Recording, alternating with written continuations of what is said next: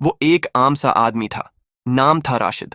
दुनिया के धंधे, कारोबार और जिंदगी की दौड़ में लगा रहा। लेकिन एक दिन उसकी माँ बीमार पड़ गई। माँ ने सिर्फ एक ख्वाहिश की, बेटा, अगर मेरी जिंदगी में मुझे कुछ दे सकता है तो मुझे हज करा दे। राशिद ने सब कुछ बेच दिया, मोटरसाइकिल, मोबाइल और यहां तक कि अपनी जमा पूंजी भी। माँ के लिए हज का इंतजाम कर दिया। फिर दिल में ख्याल आया, क्यों ना खुद भी साथ चलूं। दोनों माँ बेटा मक्का व मदीना के सफर पर निकल गए। इरफात का दिन आया। माँ ने काबा देखकर आंखों से बस आंसू बहाए, दुआओं में भीगती रही, रब से मांगती रही। इसी लम्हे माँ ने राशिद से कहा, बेटा, अगर यहां मेरी मौत आ जाए तो मेरा कफन उसी जमीन से लेना। और सुबहान अल्लाह, माँ को मन्नी के मैदान में मौत आ गई। वो हज के दौरान अपने रब से जा मिली। उसका चेहरा नूर से चमक रहा था।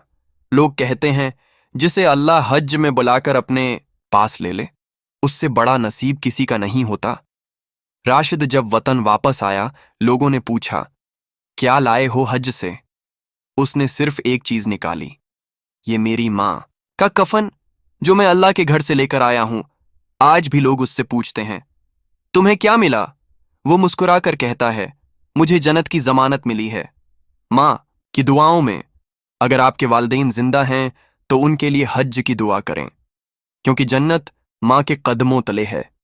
अगर आप भी अपनी माँ से मोहब्बत करते हैं तो इस वीडियो को जरूर शेयर करें।